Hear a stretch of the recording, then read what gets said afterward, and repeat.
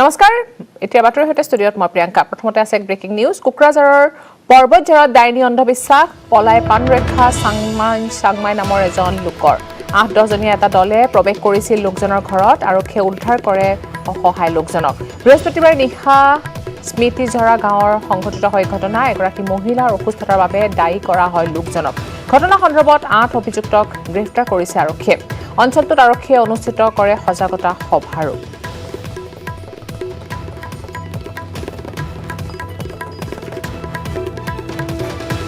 ডাইনী সন্দেহত এজন লোকক আটক কৰে কোকৰাঝাৰত সংঘটিত হৈছে এই ঘটনা কোকৰাঝাৰৰ পৰ্বতঝাৰত ডাইনীৰ অন্ধবিশ্বাস এতিয়াও চলি আছে পলাই প্ৰাণ ৰক্ষা কৰিছে সাইমন চাংমাই নামৰ এজন লোকে ৮-১০ জনীয়া এটা দলে প্ৰৱেশ কৰিছিল লোকজনৰ ঘৰত ডাইনী সন্দেহত প্ৰৱেশ কৰিছিল আৰু আক্ৰমণৰ চেষ্টা কৰিছিল পিছত আৰক্ষীয়ে উদ্ধাৰ কৰে অসহায় লোকজনক বৃহস্পতিবাৰে নিশা স্মৃতিঝৰা গাঁৱৰ সংঘটিত হয় এই ঘটনাটো এগৰাকী মহিলাৰ অসুস্থতাৰ বাবে দায়ী কৰা হয় লোকজনক আৰু ঘটনা সন্দৰ্ভত ইতিমধ্যে ৮ অভিযুক্তক গ্ৰেপ্তাৰ কৰিছে আৰক্ষীয়ে আৰু তাৰ পিছতে অঞ্চলটোত আৰক্ষীয়ে অনুষ্ঠিত কৰে এখন সজাগতা সভাও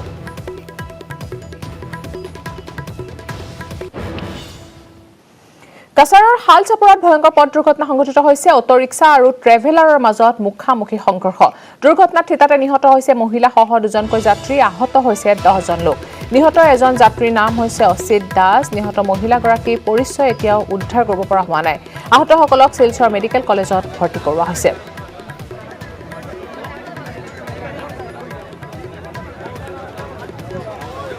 এক ভয়ংকৰ পথ দুৰ্ঘটনা সংঘটিত হৈছে কাছাৰৰ হালচাপৰাত সংঘটিত হৈছে দুৰ্ঘটনাটো আপোনালোকে দেখিবলৈ পাইছে কেনেদৰে বাগৰি আছে অটো ৰিক্সা আৰু ট্ৰেভেলাৰৰ মাজত সংঘটিত হৈছে মুখামুখি সংঘৰ্ষৰ থিতাতে নিহত হৈছে দুগৰাকী মহিলা সহ দুজন যাত্ৰী আৰু আহত হৈছে প্ৰায় 10 জন লোক নিহত এজন যাত্ৰীৰ নাম হৈছে অসিত দাস আৰু মহিলাগৰাকীৰ পৰিচয় এতিয়াও উদ্ধাৰ কৰিবলৈ সক্ষম হোৱা নাই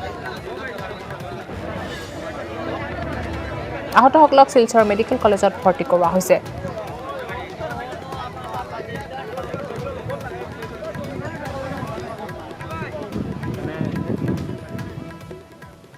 নাজিৰাৰ শিমলুগুৰিত আছুৰ বিক্ষোভ প্ৰদৰ্শন অত্যাৱশ্যকীয় সামগ্ৰীৰ দাম নিয়ন্ত্ৰণৰ দাবীত প্ৰতিবাদত নামিছে ছাত্ৰ সংগঠনটো ৰন্ধন গেছৰ চিলিণ্ডাৰ পেট্ৰল ডিজেল মিঠাতেল পিয়াজ আগত লৈ শিমলুগুৰি আঞ্চলিক ছাত্ৰ সন্থাই ৰূপায়ণ কৰে বিক্ষোভ প্ৰদৰ্শন কাৰ্যসূচী প্ৰতিদিনে তৈলজাত সামগ্ৰীৰ মূল্য বৃদ্ধি আৰু অত্যাৱশ্যকীয় সামগ্ৰীৰ মূল্য বৃদ্ধি নিয়ন্ত্ৰণ কৰিব নোৱাৰাৰ যোগান বিভাগক তথা অসম চৰকাৰক কঠোৰ ভাষাৰে সমালোচনা কৰে শিমলুগুৰি আঞ্চলিক ছাত্ৰ সন্থাই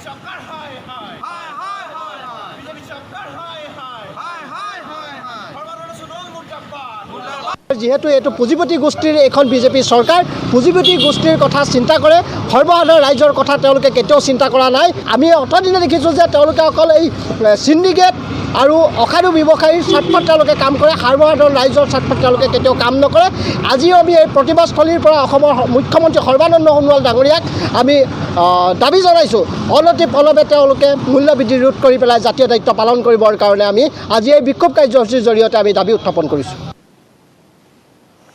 কাজিৰঙাৰ হালধিবাৰীত ভয়াবহ পথ দুৰ্ঘটনা সংঘটিত হৈছে গছৰ মূঢ়াত তীব্ৰবেগী এখন এল্টো বাহনে খুন্দা মাৰিছে দুৰ্ঘটনাত থিতাতে নিহত হৈছে 3জনকৈ লোক নলবাৰীৰ পৰা গোলাঘাট অভিমুখে গৈ আছিল বাহনখন নিহত লোককেইজন হৈছে কনক সেন দাস পুলেন বৰ্মন কাৰ্বি আংলঙৰ বীৰেন ৰংহাংপিং দুৰ্ঘটনাগ্ৰস্ত বাহনখনৰ নম্বৰ হৈছে A01EA4672 খুবেই ভয়ানক এটা দুৰ্ঘটনা সংঘটিত হৈছে গাড়ীখনৰ অৱস্থা আপোনালোকে দেখিবলৈ পাইছে 3জনকৈ লোক থিতাতে নিহত হৈছে এই দুৰ্ঘটনাত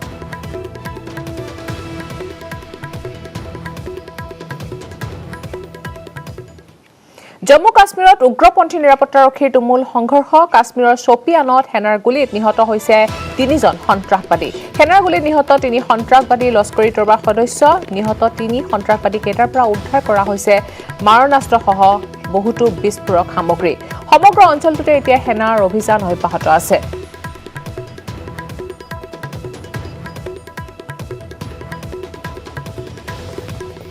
জম্মু কাশ্মীৰত উগ্ৰপন্থী আৰু নিৰাপত্তাৰক্ষীৰ মাজত তুমুল সংঘৰ্ষ কাশ্মীৰৰ শোপিয়ানত সেনাৰ গুলীত নিহত হৈছে 3জন সন্ত্ৰাসবাদী সেনাৰ গুলীত নিহত হৈছে 3 সন্ত্ৰাসবাদী আৰু এই 3জন সন্ত্ৰাসবাদী লস্কৰী তৈবাৰ সদস্য বুলি জানিব পৰা গৈছে নিহত 3 সন্ত্ৰাসবাদী কেইটাৰ পৰা উদ্ধাৰ কৰা হৈছে মাৰণাস্ত্ৰসহ বহু বিস্ফোৰক সামগ্ৰীও আৰু এতিয়া সমগ্ৰ অঞ্চলটোতে সেনাৰ অভিযান অব্যাহত আছে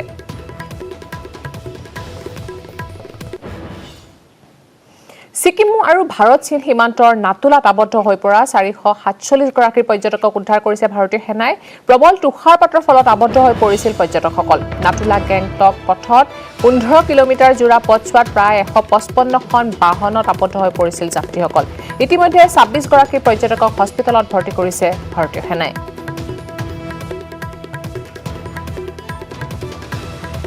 ছিকিমৰ ভাৰত চীন সীমান্তৰ নাতুলাত আবদ্ধ হৈ পৰা 447 গৰাকী পৰ্যটকক ইতিমধ্যে উদ্ধাৰ কৰিছে ভাৰতীয় সেনাই।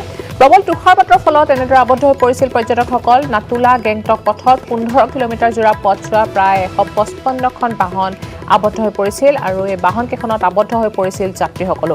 ইতিমধ্যে 26 গৰাকী পৰ্যটকক হস্পিটেলত ভৰ্তি কৰিছে ভাৰতীয় সেনাই।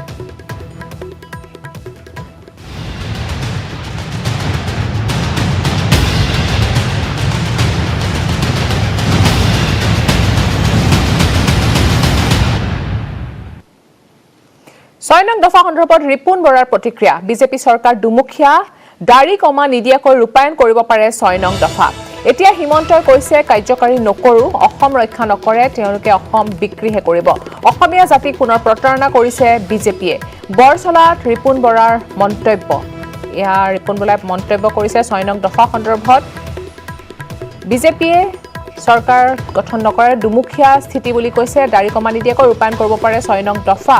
এতিয়া হিমন্তই কৈছে কাৰ্যকাৰী নকৰো, এই কথা কৈছে ৰিপুণ বৰাই। অসম ৰক্ষা নকৰে, তেওঁলোকে অসম বিক্ৰীহে কৰিব বুলি মন্তব্য কৰিছে ৰিপুণ বৰাই। অসমীয়া জাতিক পুনৰ প্ৰতাৰণা কৰিলে বিজেপিয়ে। বৰচলাত ৰিপুণ বৰাৰ মন্তব্য। যে অসম চুক্তি আখৰে আখৰে পালন কৰি তেওঁলোকে কৈছে। সেইজন দেখোন আজি হিমন্ত বিশ্বক মনত পেলাই দিছোঁ, সেইজন অমিত শ্বাহে পাৰ্লিয়ামেণ্টত কৈছিলে যে যিদিনা অসম চুক্তিৰ ৰিকমেণ্ডেশ্যন পাম 6 নং দফাৰ, সেইদিনা আমি দাড়ি কমা বাদ নিদিয়াকৈ আমি ৰূপায়ণ কৰিম। গতিকে আজি সেইজনেই তেনেকৈ কৈছে। গতিকে এওঁলোকৰ এইবিলাক দুমুখীয়া, অসমখন বিক্ৰী কৰিছে। অসম চুক্তি এওঁলোকৰ উদ্দেশ্য নহয়। অসম বিক্ৰী কৰিব লাগে, এপিনৰ পৰা বিক্ৰী কৰি গৈছে, অসম শেষ কৰিব লাগে। অসমীয়া জাতিক পুনৰ প্ৰতাৰণা এবাৰ নাই, ডেফিনেটলি পুনৰ প্ৰতাৰণা। আৰু সেইকাৰণে আমি কংগ্ৰেছ দল আহিছোঁ, আমি অসম বচাওঁ। আমাৰ শ্লোগান সেইকাৰণে হৈছে অসম বচাওঁ।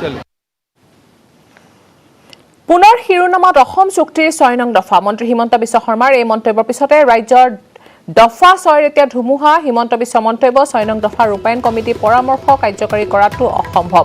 আইনমতে সম্ভৱ নহয় কমিটিৰ পৰামৰ্শ ৰূপায়ণ, এই মন্তব্য কৰে হিমন্ত বিশ্ব শৰ্মাই। কমিটিৰ আসন সংৰক্ষণৰ পৰামৰ্শ ৰূপায়ণ কৰাটো অসম্ভৱ বুলি মন্তব্য কৰে হিমন্ত বিশ্ব শৰ্মাই। চৰকাৰী চাকৰিত 100% সংৰক্ষণৰ পৰামৰ্শ দিছিল কমিটিয়ে। 50% অধিক আসন সংৰক্ষণ সংবিধানৰ বাহিৰত বুলি মন্তব্য কৰে হিমন্ত বিশ্ব শৰ্মাই। 6 নং দফা ৰূপায়ণ কৰি আছো, কিন্তু কমিটিৰ পৰামৰ্শ ৰূপায়ণ কৰিব নোৱাৰি। কমিটিৰ পৰামৰ্শক কমিটিৰ আশা বা দাবী বুলিহে আখ্যা দিয়ে হিমন্ত বিশ্ব শৰ্মাই। Clause 6 के लिए Clause 6 of what? Clause 6 of Assam Accord কেতিয়া implement কৰিব লাগিলে মই কম next immediately. But আপুনি যদি কয় recommendation of this expert বুলি, then I have my reservation. expert of But there is a difference. Because the recommendation given by the Clause 6 committee are far from the legal realities of this country. They have recommended certain things which Supreme Court of India has said that you cannot do this. So how can I implement certain things? মই কেনেকৈ তেওঁলোকৰ recommended কৰি implement কৰিম য'ত Supreme Court কৈছে তুমি নোৱাৰা কৰিব। So either Supreme Courtক কৈ বুজাব লাগিব, নহলে legal luminaries সকলৰ পৰামৰ্শ ল'ব লাগিব। Clause 6 committee যিখন expert committee আছিল, তেওঁলোকৰ নিজে জানিছিল যে আমি কেনেকুৱা পৰামৰ্শ দিছো, এইবোৰ এই গভৰ্ণমেণ্ট ইমপ্লিমেণ্ট কৰিব নোৱাৰে। সেইকাৰণে তাতে লিখি দিছে যে আপোনালোকে লিগেলক আৰু ষ্টাডি কৰিব আমি যিবোৰ ৰিকমেণ্ডেশ্যন দিছো। In a way those are transitional advice, those are advice which are basically a মই তো ভাবো those were not recommendation, those were their expectation. Yeah, recommendation হলে তো they would have consult Supreme Court judgment 50% or উপর তো কোনো reservation হ'ব নোৱাৰে বুলি there is a judgment from constitution bench. Yeah, recommend করে দিছে 100%. So how can somebody force me to defy Supreme Court of India? I cannot. This clause 6 should be implemented.